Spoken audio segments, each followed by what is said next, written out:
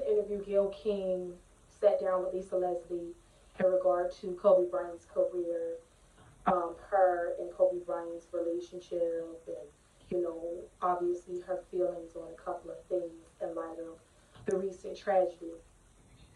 And for 90 seconds of the 5 minute interview, it was highlighted a line of scrutiny that Gail presented in regard to um, a set of charges that dated back way many years ago, prior to Kobe Bryant's crescendo of his career.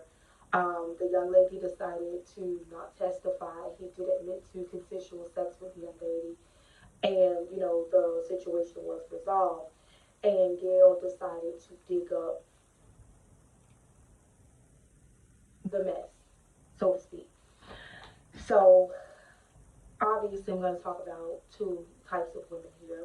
First is the type of women like Gail, um, and not even just women, the type of persons like Gail. People that feel the need to claw their way to the top by stepping on other people, the people that, remind you of your past and how far you've come and try to re victimize you for those things, even though you have changed and have done things and have tried to be the best version of yourself. You seem to have always encountered that hater that sits their tea in the corner and be like, "Ooh, child, don't. Didn't she used to be, or didn't he used to do, or child, I remember a time he didn't take care of his kids." And no matter how much of the best version of yourself you are, and continue to be, there will always be that hater, because we're gonna call them haters. That hater reminding you of where you've come from and the things that you used to do. And it seems like forgiveness seems to be one of those things that will just be so far away whenever dealing with these kind of persons, because they never forgive. I'm not saying you forget, but they never truly forgive, because if they do, would it be necessary to bring these things up? So I think that the black delegation has already come to a consensus that Gail was 1,000% wrong. People have expressed their distaste for her comments in other ways, via tweets, social media, um, and allowing their disgust for her line of questioning to be questioned, because it was very inappropriate. And at a time that, we lose such a great man, it's just the wrong time. And honestly, it's at no time. When that person goes in the ground, their past should be dead and buried with them. To be perfectly honest, it should not be a constant digging up or a constant re-victimization, especially if this person has moved away from that. Now, if this person is going down in the ground as a rapist, that's what they were notorious for. That's what their life's work was just raping, killing, creating victims, creating sadness, and sowing evil. I would understand or understand a retelling of this person's life's work. But the telling of this man's life's work in their 5 minutes wasn't necessarily all of the wonderful things about him, and the way that he has made millions of people feel in such a positive fashion, and the great dad and the great husband that he is, and the great powerful black man that he is. Those weren't the tellings of him in this interview, and it's really unfortunate, because your haters, if we listen to our haters, we'll never ever get anything or do anything right. The other type of person is our sister Lisa Leslie. That person that seems to see the positive in everyone, that person that believes in forgiveness and a second chance, that person that will hold your hand and walk with you to that therapy, to that AA meeting, through that anxiety, through that depression, through that hard time, through that loss of your child, husband, son, daughter, whatever it is, that hard time in life. You have people like this woman and we are here to help you. And Lisa Leslie is a shining example of how the black woman will always has and always will stand behind her black man. Let's say it again. She is the example, the perfect example of how the black woman always has and always will stand behind her black man.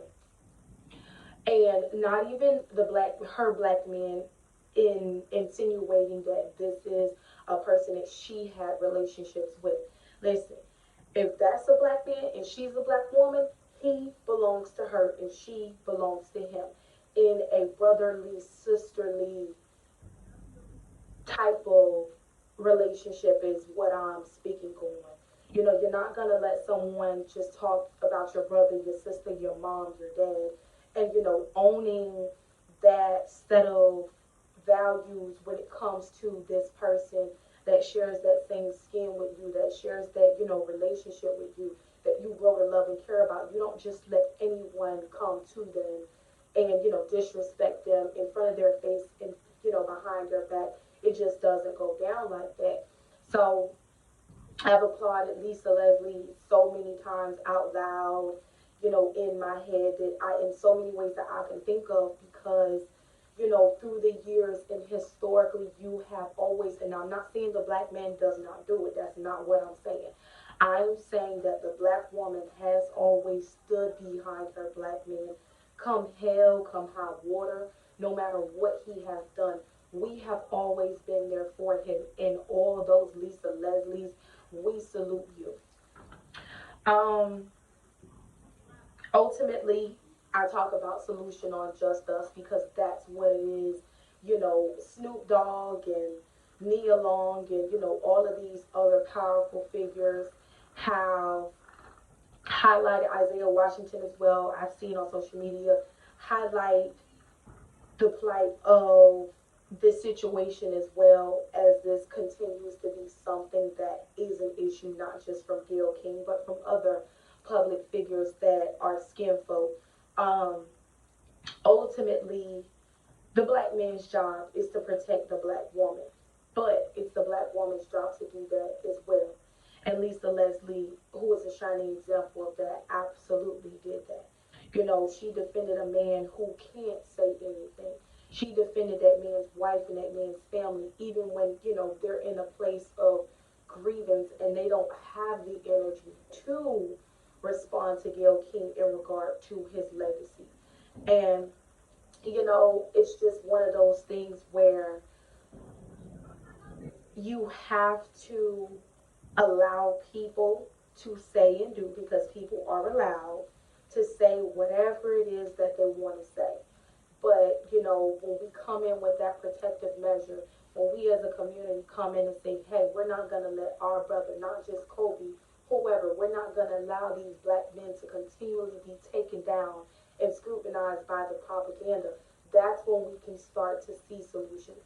That's when that same protection that the black man has issued to his woman and his children comes back, and that community comes back to pay him and be reciprocated when you have someone that dares to stand up for his legacy, for him, and for the wonderful things that this man has done.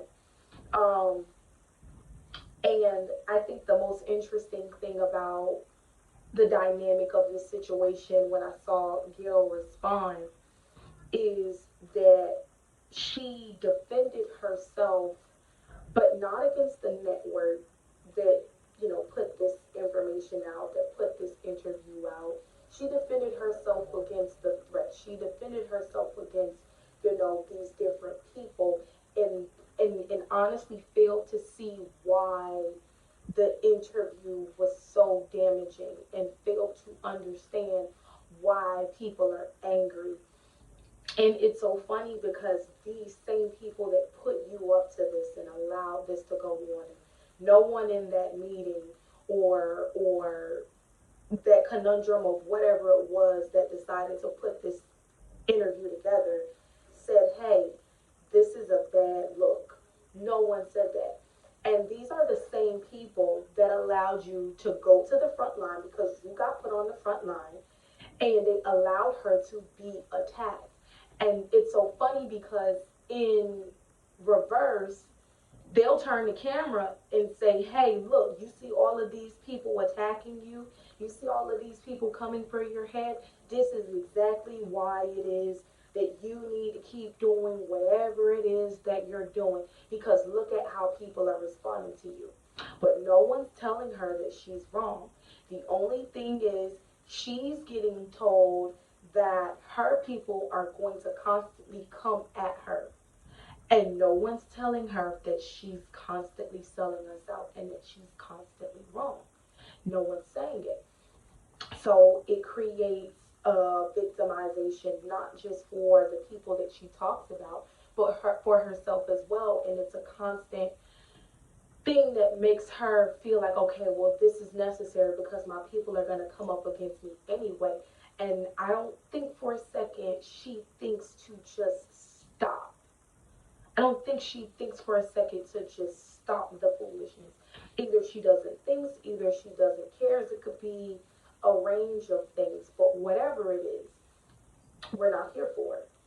And, you know, the Lisa Leslies and the other women that decide to stand up for our black men and their legacies and the wonderful things that they have done, and dare to remind people of that. That is what we are constantly here for. Not a sweeping things under the rug, because that's not what that was.